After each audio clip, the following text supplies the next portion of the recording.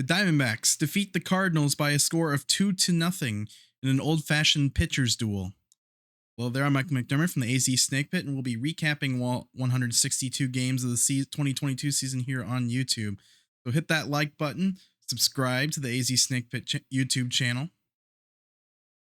So anyway, this game, so the Diamondbacks with the win improved to 10-12 and have won 7 of their last 11 games. Merrill and Miles Mikolas, keep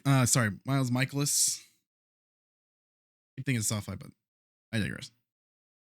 So it was pitcher's duel, very, very fast game. I think the first 5 innings went through in an hour, as both pitchers gave up one hit and identical pitch lines. 1 hit in first 5 innings, 3 strikeouts, no walks, and 59 pitches. And of course, the middle innings got a little bit longer as the Cardinals mounted a little bit of a scoring rally in the 6th. They got batter that was hit by a pitch, stole second, advanced to third on a ground for on the second out of the inning, which actually set up a key play in that situation. So in a full count, Merrill threw Goldschmidt a changeup. Goldschmidt checks swings and hit a slow roller to shortstop, and then do or die play for Nick Ahmed. He's able to barehand and get the throw off as quickly as he could. An assist to Christian Walker to getting that dig. Looking at the replay a couple times, the throw just gets there in time when Nick Ahmed's able to make that play. And that ended up being a huge turning point in the game, obviously, because that kept the Cardinals off the board. The 6th inning, Cardinals also mounted another rally in the 7th inning. They were able to. It was a situation. Kelly gave up his second hit of the game. Then it was a situation where he gave up a ground ball, hit the third base, and the play wasn't made. That extended the inning a little bit. So now Kelly, for the first time in the game, was actually in trouble through no fault of his own. It was a little bloop hit and a E5 that put the runners on base. So noticing in the Carlson at bat, Kelly's stuff was starting to float a little bit to the plate. It wasn't as crisp, so you knew he was on empty. He was able to get a check swing call on the last pitch he threw to Dylan Carlson. It was very close. I didn't get a signing of that check swing, but it was pretty close. And so Carlson chased a high fastball on a full count. That was a situation where if Kelly doesn't get Carlson there, I think they would have had to go to the bullpen to try and get this, and who knows how many. We could have been dealing with a big inning situation, but they're able. The call goes D-backs way, so it ends up being a 0. And then the Diamondbacks were able to capitalize on that situation. So first batter of the 8th inning, Ketel Marte gets a breaking ball right in his happy zone.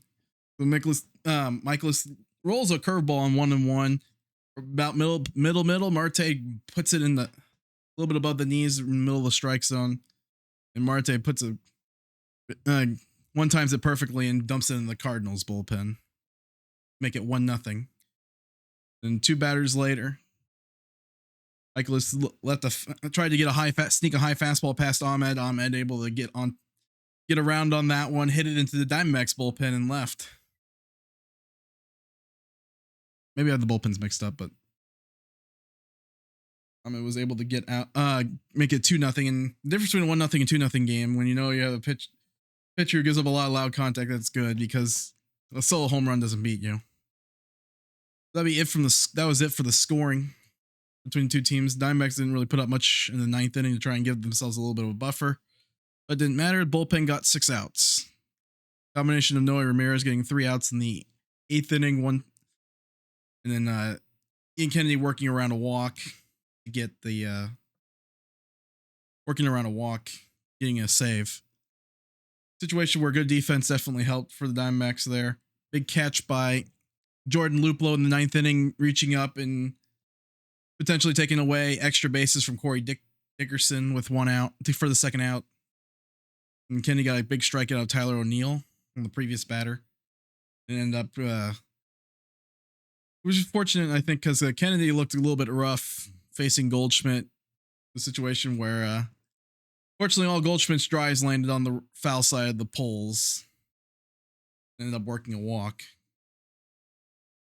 So it was definitely nice to see the Diamondbacks win a game, take a game where the opposing team's starter was having a strong game.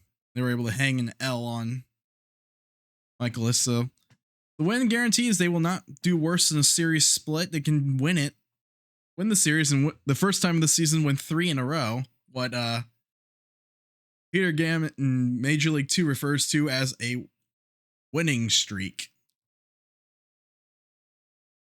Another one, it's 2 in a row. We call it a winning streak. It has happened before. Anyways, Zach Davies will take the mound for the Diamondbacks, so it's gonna be a little bit iffy. If you can keep the ball in the yard, they'll be fine. If not, well, series split was pretty good against a possible contender. They'll be going up against Jordan Hicks, who can throw 100 miles an hour and throw wicked breaking balls, kind of thing. That's going to be a challenge, I guess, for the Diamondbacks hitters. We'll see what happens. Perhaps they win another pitcher duel. Maybe they're still in the game, win a pitcher's duel. Who knows? Sunday baseball is always weird. But, tomorrow's game will be first pitch at 11:15 Arizona time.